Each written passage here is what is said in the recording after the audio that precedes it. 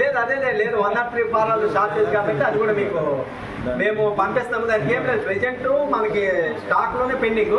మేము దానికి ప్రస్తుతం పోస్టల్ పథకాల ద్వారా ఎటువంటి పథకాలు ప్రజలకు అందిస్తున్నారు సార్? ప్రస్తుతం మన పోస్టల్ డిపార్ట్మెంట్లో చాలా రకాల పథకాలు ఉన్నాయి.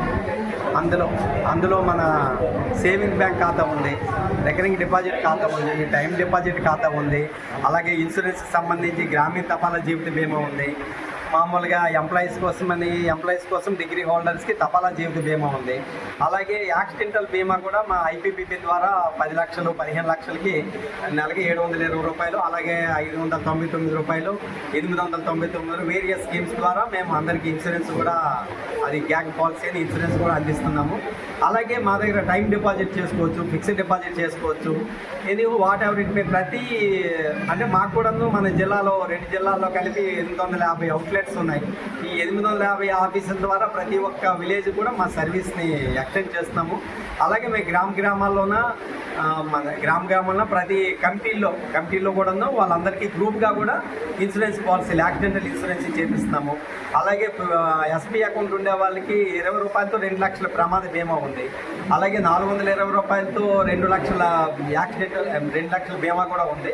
ఈ సదుపాయాలన్నీ వినియోగించుకోవాలని, అలాగే ఈరోజు మనుగూరులో కూడా మేము మన బీపీఎంలు అందరికీ కలిపి అవగాహన సదస్సును కూడా ఏర్పాటు చేయడం జరిగింది.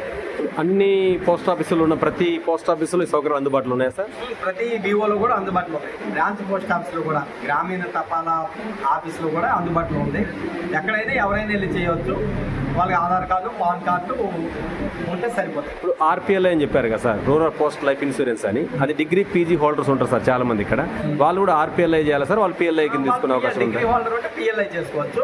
ఆర్పిఎల్ఐ మాత్రం ఓన్లీ గ్రామీణ ప్రజల వరకే, పట్టణ ప్రాంత ప్రజలకి ఇవ్వలేము. ఇప్పుడు మనుగూరు, కొత్తగూడెం వాళ్ళకి ఇవ్వలేము. గ్రామీణ అడ్రస్ ఉన్న వాళ్ళకి మాత్రము ఇల్లిటరేట్స్ కూడా ఇస్తాము. 1 లక్ష వరకు ఇల్లిటరేట్ కూడా గ్రామీణ తపాలా జీవిత బీమా ఉంది. ఇది చాలా ప్రీమియం చాలా తక్కువ ఎల్ఐసి వాటితో, బయట ఇన్సూరెన్స్తో కంపేర్ చేసుకుంటే. ఇంట్లో ఏజెంట్స్ ఎవరు ఉండరు, మా బీపీఎం గారి దగ్గర ఉండి మీకు చేస్తారు. మీరు ఊర్లోనే కట్టుకోవచ్చు, లేదు ఫోన్పే ద్వారా కూడా కట్టుకోవచ్చు. ఏ విధంగా ఫోన్పే ద్వారా కూడా సౌకర్యం ఉంది, అవకాశం ఉంది. Okay sir, thank you. Targets ఏ విధంగా చూడాలి? మొదటిగా టార్గెట్స్ అనేటువంటి పదాన్ని మన మైండ్ నుంచి తీసేయాలని, అది మన పీఓ కోసం, మన సబ్ డివిజన్ కోసం, మన కుటుంబం కోసం మనం ఏ విధంగా కష్టపడతామో, అది మన బ్రాంచ్ పోస్ట్ ఆఫీస్ కోసం మనం కష్టపడాలి. మనకి కూర్చొని వేయడం ఇది చాలా సంతోషం. ఎందుకంటే మనం ఒకటి సాధించాలి అని మన కోసం మనం అనుకుంటేనే మనం చేయగలుగుతాం. ఏదో పైన వాళ్ళు చెప్పారు వాళ్ళ కోసం చేయాలి అనేటువంటి భావన మనలో కలిగితే దాన్ని చేయడానికి 100% మనం మనసు పెట్టండి. సార్ చెప్పినటువంటి సూచన అనేది చాలా బాగా ఉంది. సో ప్రతి ఒక్కరు కూడా నా బీఓని డెవలప్ చేసుకోవాలి, నా బీఓని వర్క్ పెంచుకోవాలి అనేటువంటి భావన ఎప్పుడైతే మనం చేసుకుంటామో, మనం చేసేటువంటి అకౌంట్స్ కూడా మనం చాలా బాగా చేయగలుగుతాం. ఒకటి మనకి ఇచ్చేటువంటి ట్రైల్స్లో కూడా అందరూ పార్టిసిపేట్ అవ్వాలండి. చేసే వాళ్ళు చాలా బాగా చేస్తున్నారు.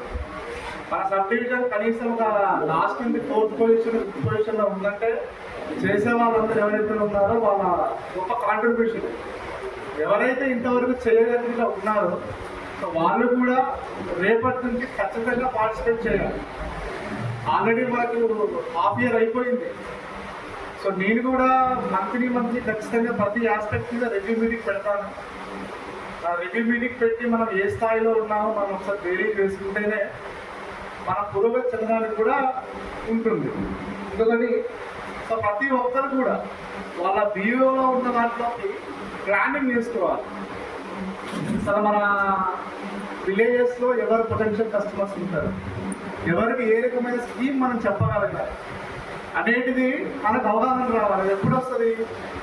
బీఓలో ఉన్నటువంటి ఆ జీపీలో ఉన్నటువంటి అందరూ మనకు పరిచయం అయినప్పుడు, వాళ్ళ ఫైనాన్షియల్ కండిషన్ మనకు తెలిసినప్పుడు. సో అందరూ కూడా పబ్లిక్ తోటి కొంచెం అందరూ కూడా మంచి కార్డియల్ రిలేషన్ మెయింటైన్ చేయండి. ఇంకొకటి బీఓ క్యాష్ కూడా ఎవరు ఎక్కువ ఉంచుకోకండి. ఈ అక్టోబర్ మంత్ అయిపోయిన తర్వాత మీకున్నటువంటి ఐటీవీ ట్రాన్సాక్షన్స్తో పాటు ఎవరైనా సరే సార్ చెప్పినట్టుగా క్యాష్ ఎన్హాన్స్ చేయాలంటే ఆ రిక్వెస్ట్ తీసుకొని నేను సార్ డిఓ పంపిస్తాను. ఇప్పుడు సార్ చాలా గొప్ప విషయం, గొప్ప మాట చెప్పారండి. ప్రయత్న లోపం లేకుండా మనం చేసే ప్రతి పనిని కూడా ఆ భగవంతుడు సాగరిస్తాడు. ఆ ఖచ్చితంగా ప్రయత్నానికి తోడండి ఖచ్చితంగా సాధించే విధంగా చేస్తాడు. సార్ అనర్గలంగా మనం గంట 10 నిమిషాలు 15 నిమిషాలు సార్ డిపార్ట్మెంట్లో జాయిన్ అయిన దగ్గర నుంచి ఇప్పుడు ఎస్పీగా ఏ విధంగా ఎదిగారు, అదేవిధంగా భూమన సరైన సార్ బీపీఎం స్థాయి నుంచి ఎస్పీ స్థాయికి ఏ విధంగా ఎదిగారనే విషయం కూడా చెప్తారు.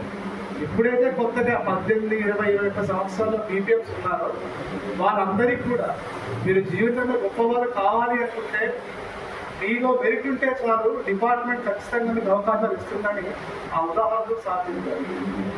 సార్ మనకి ఇచ్చిన స్ఫూర్తి ప్రకారం ప్రతి ఒక్కరం కూడా పార్టిసిపేట్ చేసి మన సబ్ డివిజన్ని మన ఖమ్మం డివిజన్లో టాప్ పొజిషన్లో ఉండే విధంగా చేయాలని మనస్ఫూర్తిగా కోరుకుంటున్నాను. ఇంకొకటి ఇటువంటి సూచనలు సలహాలు ఇచ్చినందుకు నా తరఫున నా సబ్ డివిజన్లో ఉన్నటువంటి బీపీఎంస్ ఏటీఎంస్ తరఫున నా అభ్యస్కంద ఎంఓస్ తరఫున అందరి తరఫున సార్కు ప్రత్యేక ధన్యవాదాలు.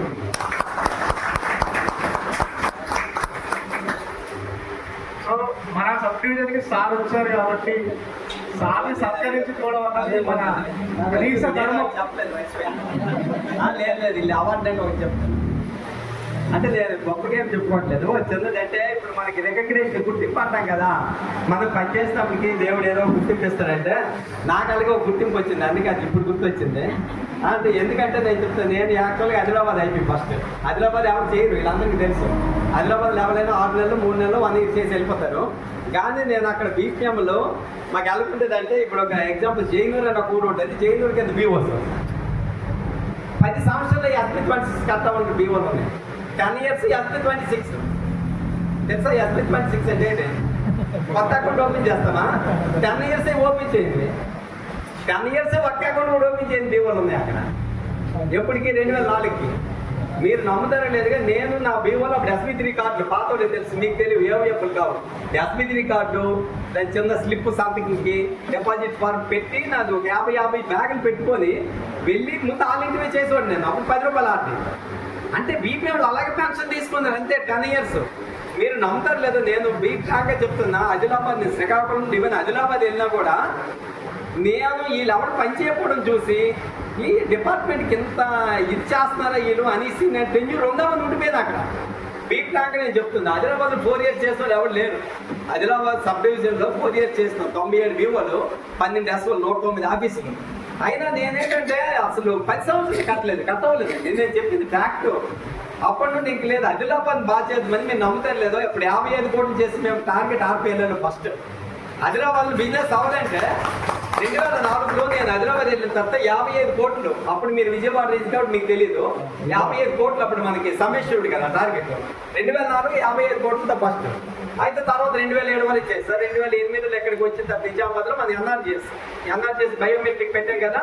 బయోమెట్రిక్ మీకు RIC అడ్మిషన్స్ వచ్చాయి కదా. బయోమెట్రిక్లో పేమెంట్ మేమే చేసాం ఫస్ట్ నిజామాబాద్లో చేసినప్పుడు మేము చాలా హార్డ్ వర్క్ చేస్తాం. ఫస్ట్ ఆల్ ఇండియాలో బయోమెట్రిక్ ద్వారా మన 200 పెన్షన్, 200 రూపాయల పెన్షన్. అయితే అప్పుడు అంటే నేను ఇప్పుడు ఎందుకు చెప్తుందంటే, మీరు ఇప్పుడు ఈ అవార్డులు సర్టిఫికెట్లు అంటాం కదా, అంటే మనం పనిచేస్తే గుర్తింపు ఎప్పుడో ఒకసారి వస్తుంది. అలాగే 2011లో ఫిబ్రవరిలో మనం మామూలుగా నా పని నేను చేసుకుంటే సడన్గా ఫిబ్రవరి 2వ తారీఖున ఫోన్ వచ్చి ఏమని, పిఎంజీ ఉషా చంద్రశేఖర్ మేడం అని పిఎంజీ గారు మాకు ఏంటి మీరు స్వామి నువ్వు ఇది ఏంటి ప్రైమ్ మినిస్టర్ అవార్డు సెలెక్ట్ అయ్యావు 5వ తారీఖున వెళ్ళాలి.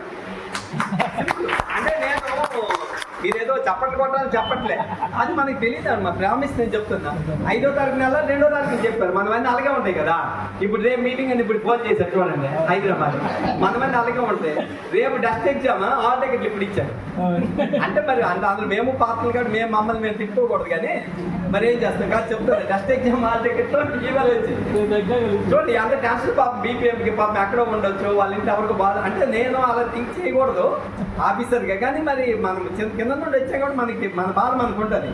నేను ఇప్పుడు కూడా చూడాలి బీఓ తప్పు పడిందంటే నేను పాల్వంచి వస్తాను కాబట్టి సంతకం పెడతాను, ఇంకో హాల్ టికెట్ తెప్పించుకోని చెప్పాను. పాల్వంచి ఏదో బోర్డు పేరు తప్పడింది అంటే నేను మన ఇది అనుకుంటుంది. అయితే నేనేమో వస్తాను ఊహించలే. అప్పుడు ఎలాగా ట్రైన్కి వెళ్ళడానికి రిజర్వేషన్ లేదు. అప్పుడే దేవుడు మనకి ఎప్పుడైతే కల్పిస్తాను. 2011లో ఫ్లైట్ ఎక్కిస్తాను నేను కింగ్ఫిషర్ ఫ్లైట్కి. మా ఫ్రెండ్ ఇప్పుడు మెదకేసి శ్రీహరి అని ఉండేవాడు, వాడు రిజర్వేషన్ చేసి అప్పుడు నాకేం తెలియదు, వాడు కొద్దిగా ఫాస్ట్ అండి ఇప్పుడు మెదకేసి. వాడు రిజర్వేషన్ చేసి కింగ్ఫిషర్ ఫ్లైట్ ఎవరు నేను సాయిలని ఒక బీపీఎం మా ఇద్దరికి వచ్చింది. యాక్చువల్గా బీపీఎంకి నాకు నిజామాబాద్ డివిజన్లో కొద్దిగా బాగా పనిచేస్తున్నందుకు అనమాట. అంటే ఎందుకు వాళ్ళకి సెలెక్ట్ చేశారో మనకి తెలియదు. ఎలా చేయండి వచ్చినందు అంటే వచ్చినప్పుడు ఎందుకు వదిలేయడము. విజ్ఞాన్ భవన్ మనం ఇప్పుడు వస్తాం. మళ్ళీ విజ్ఞాన్ భవన్ అంటే ఇప్పుడు చూడండి మన మన్మోహన్ సింగ్ అదే మన ఇప్పుడు మోడీ గారు ప్రోగ్రామ్ పెట్టినంతా విజ్ఞాన్ భవన్లో జరుగుతాయి. పెద్ద అంటే మన ఢిల్లీలో ఏ ప్రోగ్రామ్ జరిగినా పొలిటికల్ ప్రోగ్రామ్ అంతా విజ్ఞాన్ భవన్ అని చాలా పెద్ద ఇదనమాట ఆడిటోరియం, అక్కడ జరుగుతుంది. 2వ తారీఖుని చెప్పారు, వెంటనే రిజర్వేషన్ చేశారు. మన 4వ తారీఖున ఇద్దరం ఎక్కిస్తాం, సాయిలు నేను మా బీపీఎం నేను ఇద్దరు ముందు అనమాట. ఇప్పుడు ఆ బీపీఎం ఇప్పుడు హైదరాబాద్ క్లియర్ అయిపోయి అనమాట. వాడు అప్పుడు నా దగ్గర బీపీఎం కామారెడ్డి కింద ఉండేవాడు. అంటే చెప్తాను నేను అనేది మనం దేన్ని ఆశించకూడదు, మన పని మనం చేసుకుంటే వెళ్ళిపోతే అది ఎప్పుడు రావాలో మీద వాడు డిసైడ్ చేస్తే ఆటోమేటిక్ వస్తుంది. అంటే జస్ట్ నాకు ఇప్పుడు గుర్తొచ్చింది, మీరు ఏదో నన్ను పొగుడతాడని చెప్పడం లేదు, గుర్తింపు అనేది అలాగే వస్తుంది. అయితే నేను కూడా అందుకే రికగ్నిషన్ అనేది ఇస్తే ఆటోమేటిక్ మనకి ఇంప్రెషన్ వస్తుంది అనమాట. పని చేయాలి అనే కొద్ది తపన పెరుగుతుంది. కాబట్టి మీరు కూడా కష్టపడిన వాళ్ళకి కంపల్సరీ గుర్తింపు ఉంటుంది. మీరు కూడా కష్టపడి మన డివిజన్ మంచి పెట్టండి. Okay, thank you sir, thank you very much sir, me life experience మాతో షేర్ చేసుకున్నందుకు. సో సార్ మన సబ్ డివిజన్కి వచ్చారు, ఒకసారి సార్ని మనం షాల్వాలో సత్కరించుకున్నాము.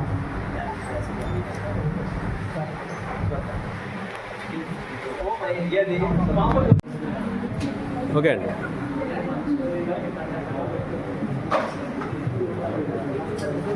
అలాగే మొదటిసారిగా మన సబ్ డివిజన్ చేశాను. మన ఐబీబీబీ మేనేజర్ గారిని కూడా మన సబ్ డివిజన్ తరఫున సత్కరించడం జరుగుతుంది. పేర్లో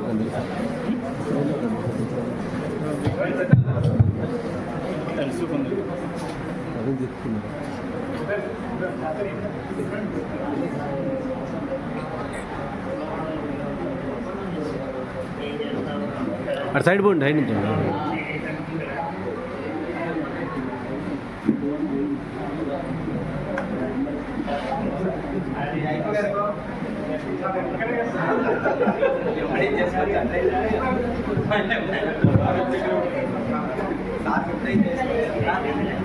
thank you sir, thank you SP గారు, థ్యాంక్ యూ మేనేజర్ గారు, మా తిరు సత్కారాన్ని అంగీకరించడం గాను ప్రత్యేక ధన్యవాదాలు తెలుపుతున్నాను. నేను అందరికీ చెప్పేసి అందరూ చేస్తారు. మీరు ఏ టైం చెప్తే ఎంతమంది వస్తారో చెప్పారనుకోండి, 100 మంది ఉంటారు, ఒక 100 మెంబర్స్ ఉంటారు. 100 మెంబర్స్ని ఒకేసారి గ్యాదర్ చేయాలి. ఒక 4-5 మెంబర్స్ని మనం 2 days అయింది, 1 day కావాలి, 2 days అయింది, 1 day అయిపోతుంది. అందరూ థర్స్డే పెట్టుకోండి సార్, థర్స్డే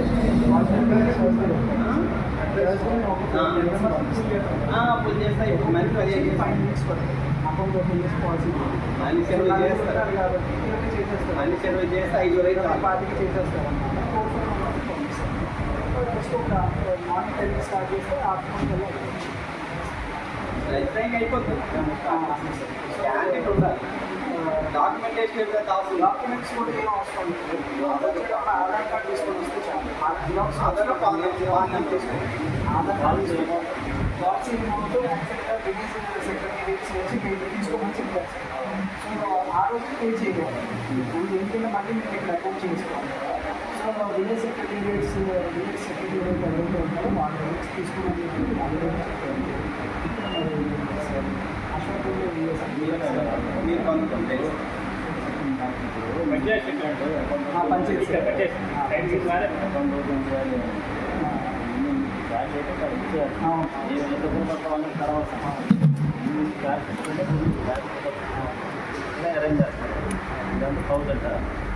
అంటే పాలసీ ఉన్నాయి సార్, 10 లక్షల రూపాయలు ఉన్నాయి. సో మామూలుగా కొన్ని చోట్ల 15 లక్షలు చేస్తారు, కొన్ని చోట్ల 10 లక్షలు చేస్తారు. సో 10 లక్షలకు వచ్చి 520 రూపాయలు ప్లస్ 200.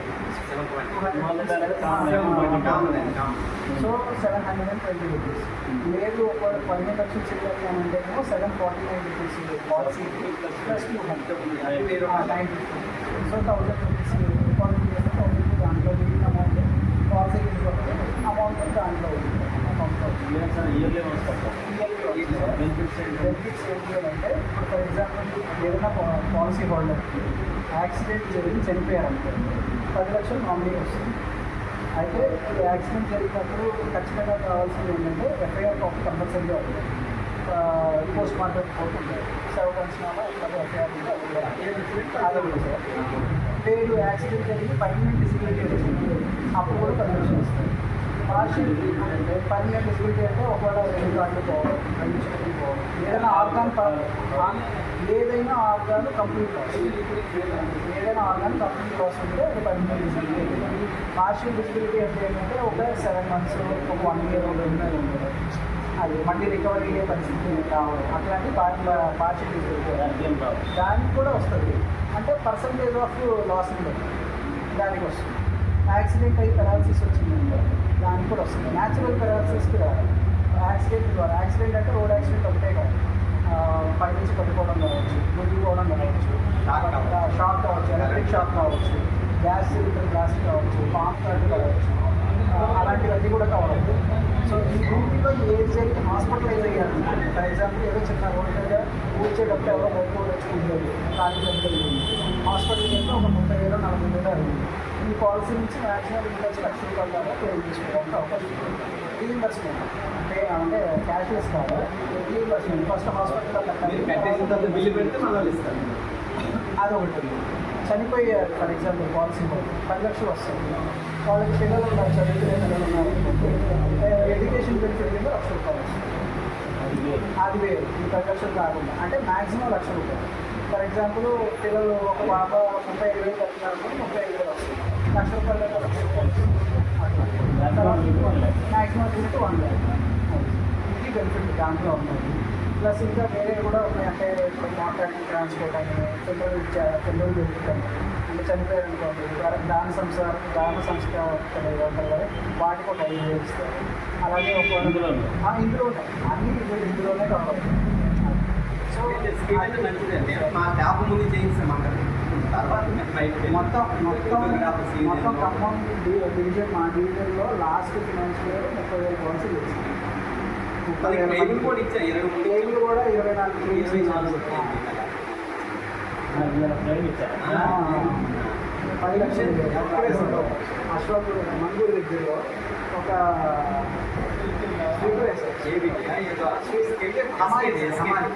ఎస్కేటీ హమాలి చనిపోతే వాళ్ళ నామినీకి 10 లక్షలు. మంచి స్కీమ్ మనము బిర్యానీ వెళ్తే కావాలి అయిపోతుంది.